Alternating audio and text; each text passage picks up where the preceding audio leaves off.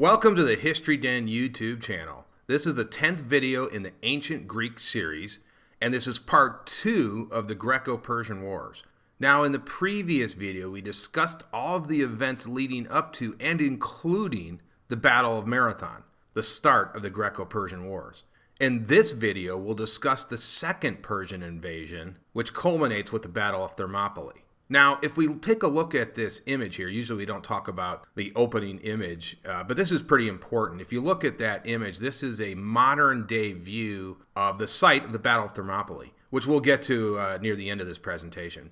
But if you take a look at that, you'll see this highway on the right. So I wonder how many people, the thousands of people that are driving by that every day, how many of them realize that they're driving by a very, very famous site. In any event, the point I want to make here is that if you look at this area right here, down in this valley, in ancient times, this would have been water, and a lot of it. This would have been the sea that was protecting the Spartans' right flank. And then this area right here would have been the pass where the Spartans and Persians fought at. So that's important to note. After eons of erosion, that sea has retreated several miles, I think, back away from this position. So that's the way it looks today. But again, 25 centuries ago, this was all water in this area. Alrighty then, let's move on to the next slide. So if you remember in the last video, we talked about the great victory of the Athenians over the Persians at Marathon. And of course, Miltiades is the great hero for Athens, and it's his plan they really followed, and it was a plan that worked to perfection. So Athens is saved, and they pretty much do it on their own as the Spartans arrive one day late. But the main point is they have defeated the Persians have gone back to Persia, and then there's this 10-year period where there's no fighting going on at all, but there's a whole lot of events that are occurring that are leading up to the second Persian invasion. And so we're going to go through that right now. So this will cover the period from 490 BC all the way up until 480 BC when the second Persian invasion occurs. So as I said, Miltiades is the victor at Marathon, and this makes him a huge celebrity in Athens. But as is the case for several of the victorious Greek generals, shortly after their great victories, they have this huge falling from grace. They either die in combat, or they're shamed, or something happens that puts a stain on their reputation and career. And that's what happens with Miltiades. He's brought up on charges and found guilty and dies in jail just 1 year after Marathon. So he goes from hero status to someone who's been completely disgraced. So after that, Themistocles becomes the leading general. And here's where I want to make another point. Themistocles and Miltiades had ideological differences. Miltiades represent the rich hoplites that constituted the bulk of the land army. So Marathon, that victory, was essentially a victory for the hoplite, the farmer warriors. Themistocles advocates for a stronger navy, and the navy is made up of sailors that come from the lower classes. So this is not the rich hoplite warrior that was so successful at Marathon. These are the poorer people from the inner city. But Themistocles is not just doing this for the benefit of the lower classes, because Themistocles believes the Persians are going to come back at some point. Now there's this big debate raging, not just in Athens, but all of Greece is wondering whether the Persians will come back. There's a faction that says, no, this is over. They took their beating and they're going to go back into Persia and they'll never come back again after that debacle. But another faction led by Themistocles is convinced that the Persians aren't done with the Greeks and they'll be back and stronger than ever. And so he believes it's vital that they take this precious time that they have and prepare for the next invasion. And the best way to do that is to build an all-powerful fleet that can either neutralize or defeat the Persians at sea, and therefore would prevent the Persians from launching any land invasion. Now, to build an extensive navy, you need, of course, one thing: money, and a lot of it. Well, this becomes a non-issue because the Athenians discover some new silver mines around Attica. And then there's a debate on what to do with this silver. Now, some Athenian politicians want to distribute that to all of the Athenian citizens. Now, imagine that. The government actually giving back to the citizens money. Wow, that's pretty amazing. Who would think to do that in modern times, right?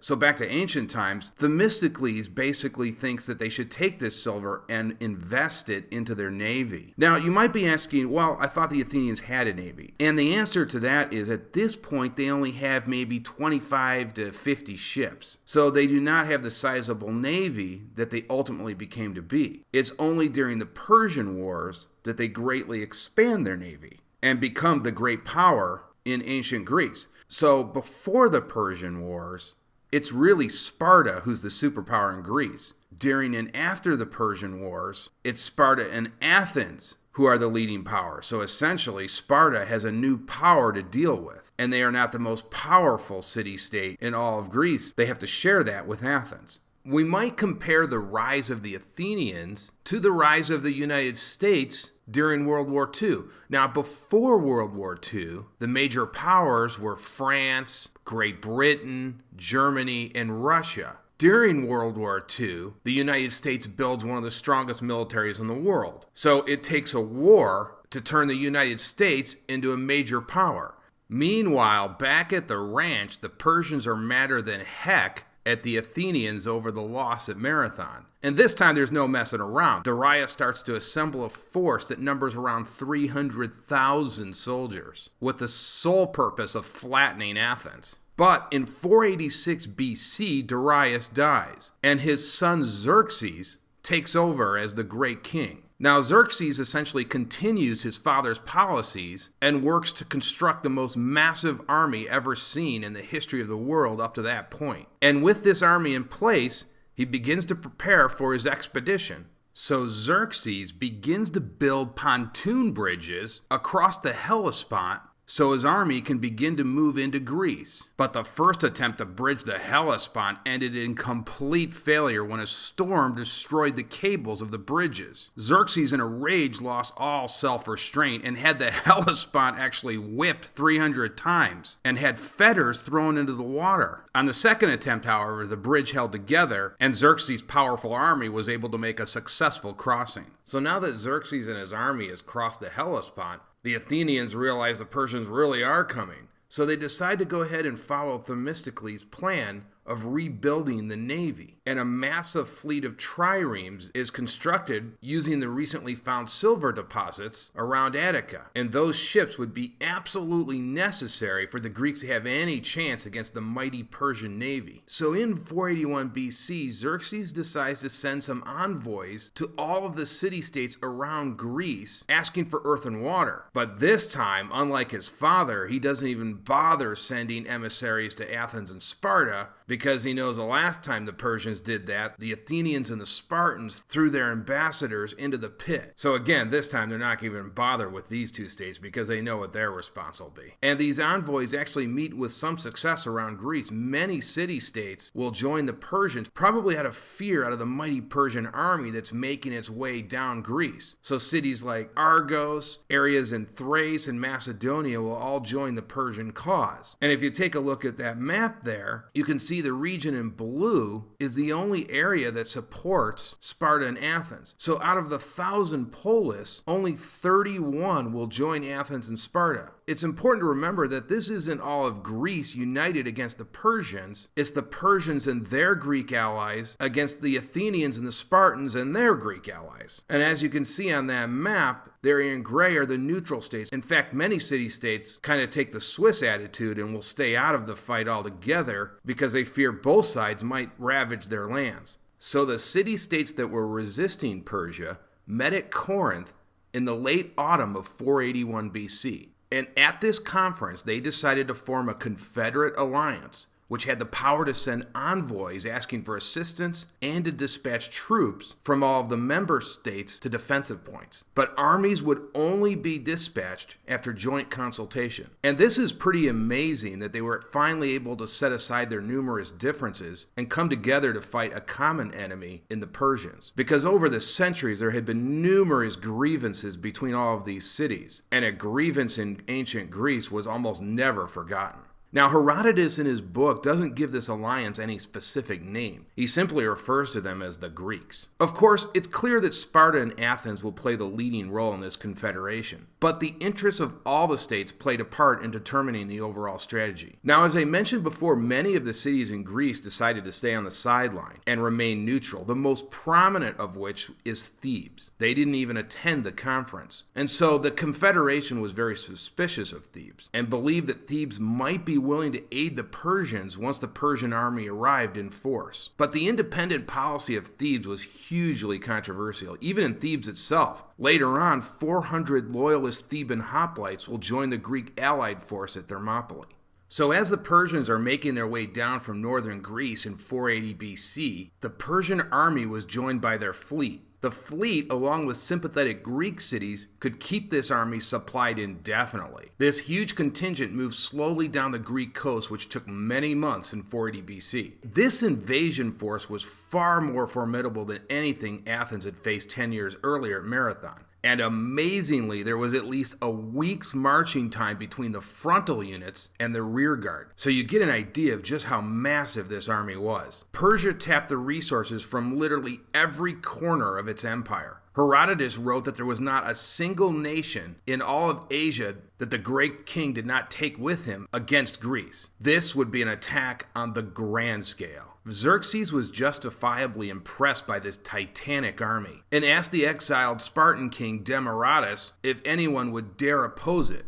Demaratus' reply was simple and straightforward. The Spartans, he said, will not under any circumstances accept terms which would mean slavery for Greece. They are free, yes, but not entirely free, for they have a master, and that master is their law, which they fear much more than your subjects fear you. Xerxes simply brushed aside these warnings from Demaratus, knowing that no army this large had ever been fielded. The Confederate Greek states met again in the spring of 480 BC. There was some initial discussion on blocking Xerxes' advance on the northern borders of Thessaly. However, it was soon determined the pass the allied Greeks chose could be easily circumvented by at least two other passes, and therefore the Greeks retreated. This effectively meant that all of Thessaly would have to submit to the Persians, and many cities to the north of the pass of Thermopylae did just that, when it was clear there was no possibility the Greek Federation could protect them. Because of this, a second strategy was therefore suggested to the Greek allies by Themistocles. This would be a two-pronged defensive strategy. The route to southern Greece, which controlled the road to Boeotia, Attica, and the Peloponnesus, would require the army of Xerxes to travel through a very narrow pass called Thermopylae. This could easily be blocked by the allies despite the overwhelming number of Persians. Furthermore, to prevent the Persians from bypassing Thermopylae by sea, the second part of this strategy had the allied navy blocking the Straits of Artemisium. This dual strategy was finally adopted by the Confederate States. However, the Peloponnesian cities also made fallback plans to defend the Isthmus of Corinth, should it come to it. And the women and children of Athens were evacuated en masse to the Peloponnesian cities in anticipation of the coming battles. So in the summer of 480 BC, the Greek allies set out to these various blocking points. The Spartans would lead the land contingent to Thermopylae and fight a holding action there. The contingent sent by the Spartans was approximately 4,000 to 5,000 men. The bulk of this army were barely trained Arcadian peasants. The Spartans sent just 300 of their elite warriors, but because these were Spartans, the Greek army morale was very high, because they knew it was just about impossible to break up a Spartan formation. Now, in terms of the naval blockade, there were constant debates between the allied Greeks as to who should actually lead the navy. Even though the Spartans had little experience at sea, they pushed for their man ELRYBIADES. The far more seaworthy Athenians could not allow themselves to take orders from a Spartan admiral. After lengthy negotiations, the far more experienced naval commander Themistocles was selected to lead the fleet. ELRYBIADES would participate as a commanding admiral, but only under the overall direction of Themistocles. Still, the fact that a Spartan admiral was allowed to even lead the fleet during battle speaks volumes, since the Spartans had little to no experience in naval warfare, certainly not on the level of the Athenians. This was probably done out of respect to the mighty Spartan war machine. So for the overall plan to work, the Persians could not be allowed to break through either the land pass at Thermopylae or the naval blockade at Artemisium.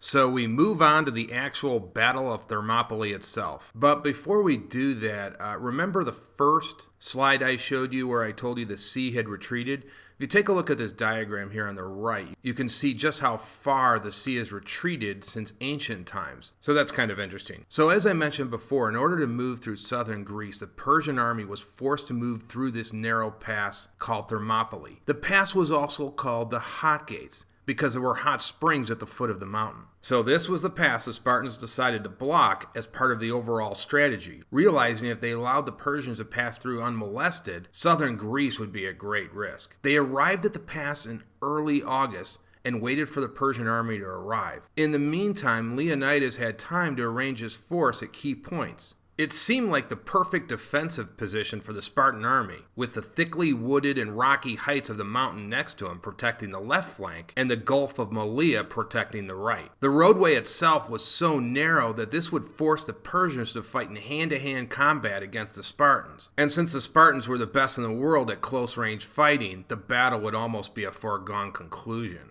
Now, Leonidas' defensive arrangement had just one weakness, and it was a biggie. There was a hidden path that ran over the mountaintop that if the Persians found it would allow them to outflank the Spartans. So Leonidas had to pray Xerxes would not discover the hidden path and send thousands of his troops to outflank his task force. Leonidas sent a token force up there to defend this all-important path, but ominously no Spartan was sent to organize its defenses. Thus Leonidas was gambling that Xerxes would only commit his troops to a frontal assault down below at the pass and not engage in flank attacks from up above. Now, why the Spartans sent so few of their warriors is a mystery, but it is likely the Spartans knew the battle was not winnable, and so they desired to create a stalemate and perhaps to win a moral victory against the Persian hordes. They also had to keep a substantial reserve in place to protect the Peloponnesus and set up an easier defensive line behind the isthmus. Also, Leonidas and the Greeks expected to hold the pass much longer than they actually did. This would have allowed reinforcements to arrive and also give the Greek navy invaluable time to organize its forces. So the Persians arrived at the coastal plain of Malea and pitched camp behind the Asopsis River. A short time later, the army moved towards the Hot Gates and into the narrow pass, with the sea on their left and the mountain on their right. And somewhere in that pass, lying in wait, was Leonidas and his immortal 300. As they moved down the road, Persian forward units notified Xerxes the pass was blocked by the Greeks. Xerxes ordered scouting parties to assess the situation. Xerxes was absolutely amazed to hear the Greeks only sent 300 Spartans and a tiny force of Greek contingents to oppose his 300,000 strong army. He was equally amazed to hear from his scouts that the Spartans were not panic-mongering. In fact, they seemed to be looking forward to the upcoming fight rather than fearing it. Xerxes tried one last attempt to coerce the Spartans into a settlement. He offered additional lands and money if they would only abandon northern Greece. Leonidas flatly rejected all of the Persian overtures and replied, "As for the lands which he promises to give, the Greeks have learned from their fathers to gain lands not by cowardice,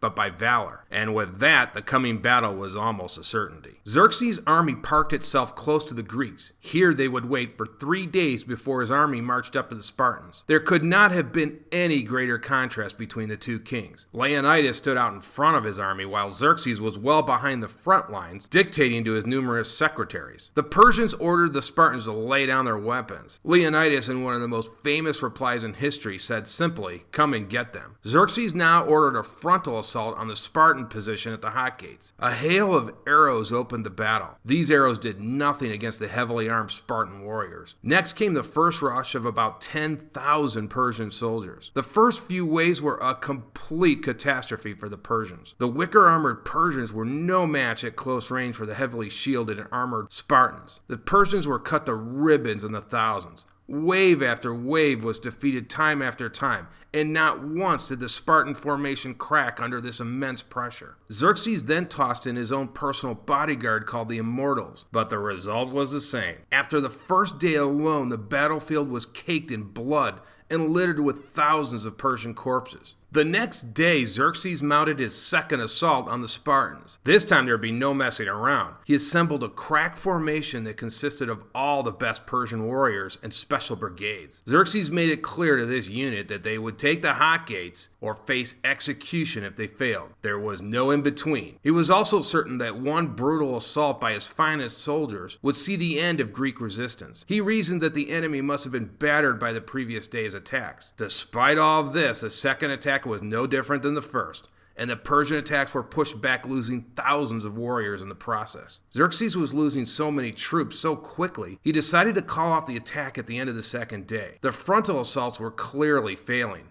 The Persians might have had a better chance charging a Mack truck head-on than taking on the Spartans. Xerxes simply could not afford to destroy morale by wasting so many soldiers. The Spartans were like a cliff against the raging sea, unmovable and unflappable. Then came a bit of luck, as is the case in many military victories. A Greek trader named Ephialtes informed Xerxes about the all-important path that will allow him to move units behind the Greek army. Now, it's usually a disaster if an army has its lines of communications broken and is forced to fight in frontal and rearguard actions. And of course, as I mentioned in previous videos, that is something that the phalanx was simply not designed to do. Ephialtes then guided the immortals by night along the path. The immortals easily routed the small contingent guarding the hill. By dawn of the third day, the Persians had completely outflanked the Greeks, and the trap was set. So complete was the surprise that Leonidas never had any chance to send reinforcements to defend the path. At this point, Leonidas called a Greek summit, realizing the graveness of the situation. He dismissed most of the Greek army and chose to stay behind. To a man, every single Spartan chose to remain and die with Leonidas in an epic last stand. Retreat was simply not in the Spartan vernacular. Leonidas also hoped to hold the pass as long as possible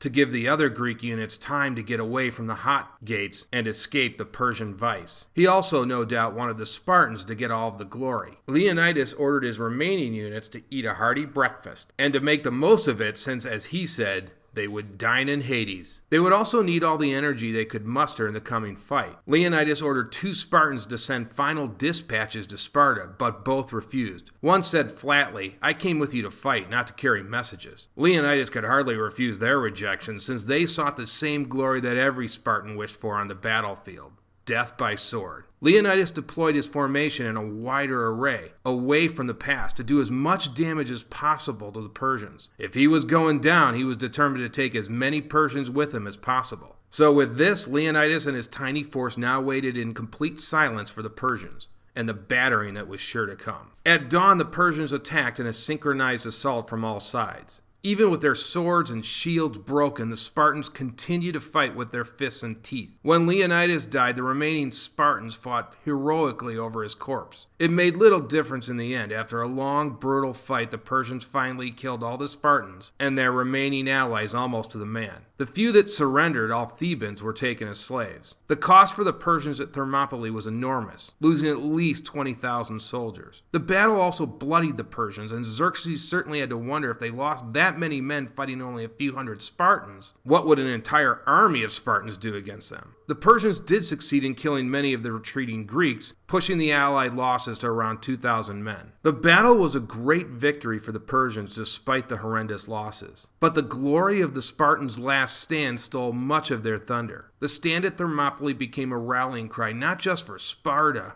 but for all the Greeks. It was a symbol of honor in the face of such tremendous odds. Instead of lowering morale, the defeat had the opposite effect, and gave all of Greece inspiration and motivation in the next round of battles with the Persians. Nearly 2.5 millennia later, the battle still stands as one of the most famous in Western European history. The last stand also immortalized Leonidas and his force at Thermopylae for all time. Okay, now let's talk about the Battle of Artemisium, which of course was the naval battle. Now, it's important to note that this is occurring at the same time as the Battle of Thermopylae, but I thought it was important to actually split these apart because it's easier to explain in that way. As I said before, the fleet needed to protect the flank of the army at Thermopylae, while not being cut off themselves. For the Persians, the strategic situation was equally simple, although with many more options. They needed to force their way through the blockaded Artemisium. If they did that, then they would be able to outflank Leonidas at Thermopylae. The Persians not only had a huge advantage in the number of ships, they also had a significant tactical advantage in that their crews were far more experienced than the crews of the newly built Athenian ships. Now, the most common naval tactics in ancient times was simple ramming, and so many of the triremes were equipped with a ram at the bows. The other tactic was to board the ship by marines, and this essentially turned a sea battle into a land one. And in a case like that, the Greeks would have a huge advantage because the hoplites were superior to the Persian infantrymen. So on the first day, when the Persians saw the allied fleet rowing towards them, they decided to seize the opportunity to attack, even though it was late in the day, as they thought they would win an easy victory. They quickly advanced on the much smaller allied Greek fleet, but shockingly, the Persians came off more worse for the wear. They actually lost 30 ships in the encounter. It didn't help that 2 Aegean storms also caused a considerable amount of damage to the Persian fleet. So at the end of day 1, it was advantage Greece. On the second day, which also was the second day of the Battle of Thermopylae, the Persian fleet declined to attack the Greek allies, and instead attempted to make repairs on their fleet from all the damage the storms did the previous day. Also that day, the Greek allies received a reinforcement of 53 more ships from Athens. Again, waiting until late afternoon, the allies took the opportunity to attack a patrol of Persian ships, destroying them before retreating as night fell. So things at this point were going quite well for the Greek allied fleet. On the third day of battle, the Persian fleet was ready to attack the allied lines in full force after making all of their repairs. Seeing the Persian fleet assemble, the allies attempted to block the Straits of Artemisio as best they could and waited for the Persians to attack. The Persians formed a semicircle of ships and tried to enclose the allied fleet.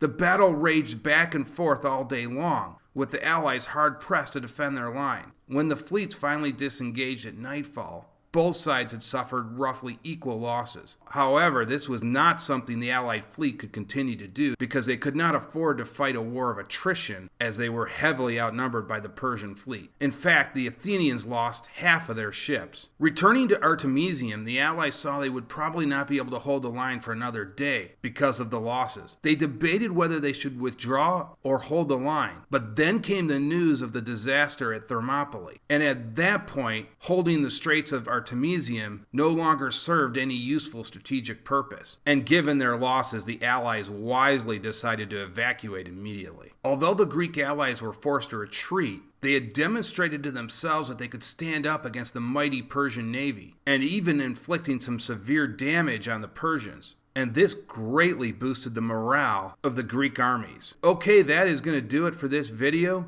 We will move on to part 3 of the Persian Wars in the next episode.